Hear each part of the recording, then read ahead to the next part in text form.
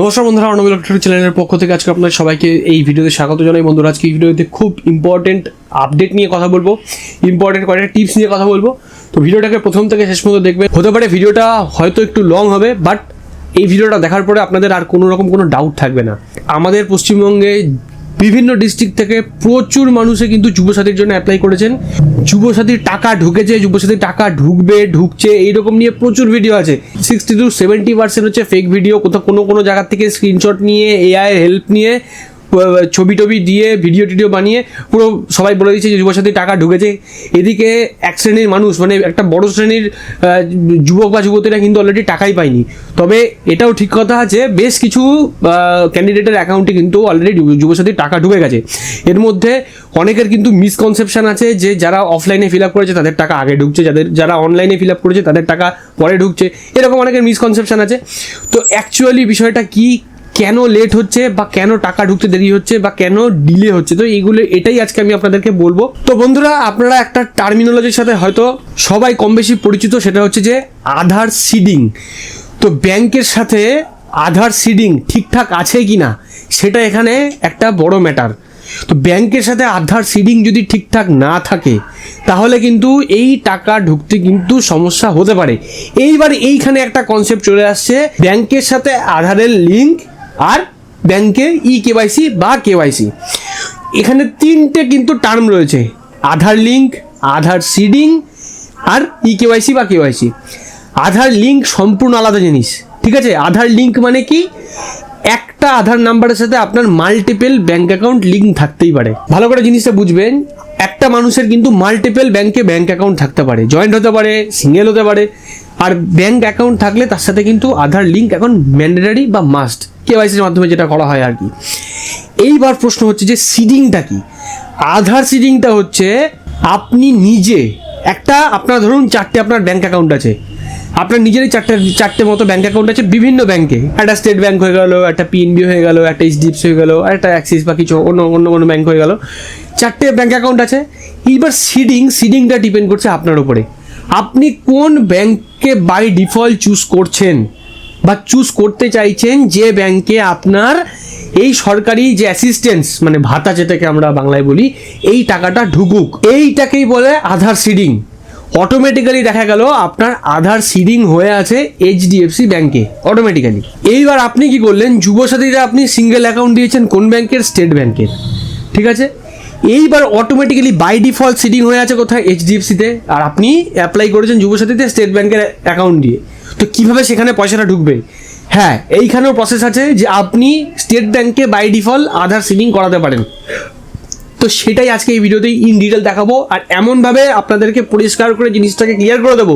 Plus আপনি কিভাবে cross verify করবেন যে আপনার অ্যাকচুয়াল সিডিং হলো কি না বা প্রপারলি হলো কি না, বা কোন ব্যাংকে সিডিং হলো লাস্ট, কিভাবে ভেরিফাই করবেন নিজে ঘরে বসে, কারোর কোথাও যাওয়ার দরকার নেই, নিজে মোবাইল বা কম্পিউটার থেকে করতে পারবেন।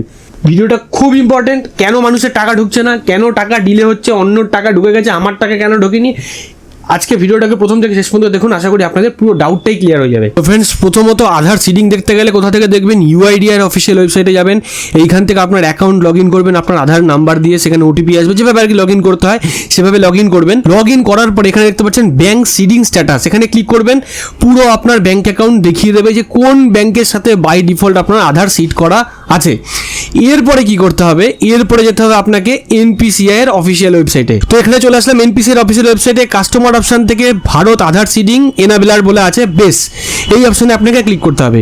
ক্লিক করার পরে যে পেজটা আপনার সামনে ওপেন হবে, এইখান থেকেও আপনি কিন্তু চেক করতে পারেন। তবে এখান থেকে আমি যেটা চেক করে নিয়েছি, এইবার এখানে কি করতে হবে? আধার সিডিং অথবা ডিসিডিং অপশন আছে। এইবার এইখানে এন্টার ইওর আধার, এখানে আপনার আধার নাম্বার এখানে বসিয়ে দেবেন। তারপরে অপশন চুজ করবেন সিডিং অপশন, এরপর থেকে অপশন চুজ করবেন সিডিং অপশন। এরপরে হচ্ছে আপনার ব্যাংক, ঠিক আছে? মানে আপনি কোন ব্যাংকে নতুন সিট করাতে চাইছেন, ঠিক আছে? এটা এখান থেকে আপনি ব্যাংকটাকে চুজ করে দেবেন। ব্যাংক চুজ করা হলো। এরপরে এখানে আপনাকে ডান দিক থেকে seeding type movement from one bank to other bank, মানে আপনি এক ব্যাংক থেকে আরেক ব্যাংকে মুভমেন্ট করছেন, আধার সিডিং টাইপ। এরপরে কি করতে হবে? নতুন যে ব্যাংকের অ্যাকাউন্টে আপনি আধার সিট করাতে চাইছেন সেই ব্যাংক অ্যাকাউন্ট নাম্বার এখানে বসাতে হবে। সেম অ্যাকাউন্ট নাম্বার আপনাকে ডান দিকে রিপিট করতে হবে। এরপরে নিচে ক্যাপচা বসাতে হবে। ক্যাপচা বসানোর পরে নিচে দেখছেন সাবমিট অপশন আছে, সেই সাবমিট বাটনে আপনাকে ক্লিক করতে হবে। নিচে যখন সাবমিট বাটনে ক্লিক করবেন, এগ্রি কন্টিনিউ করবেন, আধারের সাথে লিঙ্ক ফোন নাম্বারে 6টা ডিজিটের একটা ওটিপি যাবে, সেই ওটিপিটা এখানে বসাতে হবে। বসানোর পরে কনফার্ম অপশনে ক্লিক করবেন, আপনার কাছ থেকে আবার কনফার্মেশন চাইবে, এটা লোড হচ্ছে, আপনার কাছ থেকে এখানে আবার কনফার্মেশন চাইবে, সেই কনফার্মেশন আবার ক্লিক করবেন। ক্লিক করার পরে এইখানে আপনার কোনো সময় টাইম লাগতেও পারে, কোনো সময় টাইম নাও লাগতে পারে। যখন আপনার এই সিডিং প্রসিডিওরটা হয়ে যাবে, এটা ইনস্ট্যান্ট কিন্তু হয়ে যায়, এটার জন্য কোনো রকম কোনো টাইমের দরকার হয় না। দেখুন এখানে স্ট্যাটাস দেখিয়ে দিয়েছে সাকসেস, আধার সিডিং ডিসিডিং স্ট্যাটাস হচ্ছে সাকসেস। কোথা থেকে? আমার সেন্ট্রাল ব্যাংক থেকে অন্য ব্যাংকে ট্রান্সফার করেছে আমি আধার সিডিং। এইবার এটাকে ক্রস চেক কিভাবে করবেন, এবার বাদিকে দেখতে পাচ্ছেন আধার ম্যাপ স্ট্যাটাস বলে বা আধার ম্যাপিং হিস্ট্রি, এখান থেকে আপনি ক্লিক করবেন, এখানে আপনার আধার নাম্বারটা আবার বসাবেন, এখানে ক্যাপচা বসাবেন, স্ট্যাটাসের উপর ক্লিক করবেন, আবার আধারের সাথে লিঙ্ক ফোন নাম্বারে 6টা ডিজিটের ওটিপি যাবে, লাস্টে কনফার্ম অপশনে ক্লিক করবেন। ক্লিক করলে পরেই এইখানে দেখুন দেখাচ্ছে ব্যাংক নেম, যে ব্যাংকটা আমি চাইছিলাম সেইখানে দেখাচ্ছে ম্যাপিং স্ট্যাটাস কি এনাবেল ফর ডিবিটি, এই ডিবিটিটাই হচ্ছে এখানে ইম্পর্টেন্ট। এবার আরও আপনি যদি ক্রস ভেরিফাই করতে চান কিভাবে করবেন? তো ফ্রেন্ডস, এখন ক্রস ভেরিফাই করার জন্য আপনারা আবার ইউআইডিআর ওয়েবসাইটে আসবেন। এটা আমি আবার ক্রস চেক করার জন্য অপশান বলছি। এখান থেকে আপনার আধার নাম্বার দিয়ে লগ ইন করবেন। যখন আধারের ড্যাশবোর্ড ওপেন হবে তখন এখান থেকে ব্যাংক সিডিং স্ট্যাটাস, এটা আমি প্রথমে দেখিয়েছিলাম, এখন যদি সিডিং স্ট্যাটাসে আপনি চেক করেন তখন কি দেখতে পারবেন, এখানে ব্যাংকের নামটা চেঞ্জ হয়ে গেছে প্লাস সিডিং স্ট্যাটাস দেখাচ্ছে অ্যাক্টিভ। তো এইভাবেই আপনারা কিন্তু নিজেদের যে ব্যাংক সিডিং যেটা রয়েছে বা ব্যাংক যদি অন্য কোনো ব্যাংক সিডেড হয়ে থাকে তাহলে সেই ব্যাংক থেকে অন্য কোনো ব্যাংকে আপনি ট্রান্সফার করতে পারবেন এই প্রসিডিওরে। ভিডিওর প্রথম পার্টে যেটা আমি বললাম সেটাই হতে পারে একটা প্রবলেম, যার জন্য হয়তো টাকা ঢুকতে ডিলে হচ্ছে বা টাকা ঢুকতে পারছে না বা টাকা ঢুকছে না। তো বন্ধুরা, এরপরে যদি কারো কোনো বিষয়ে ডাউট থাকে সেটা অবশ্যই কমেন্ট সেকশনে আপনারা কমেন্ট করে জানাবেন।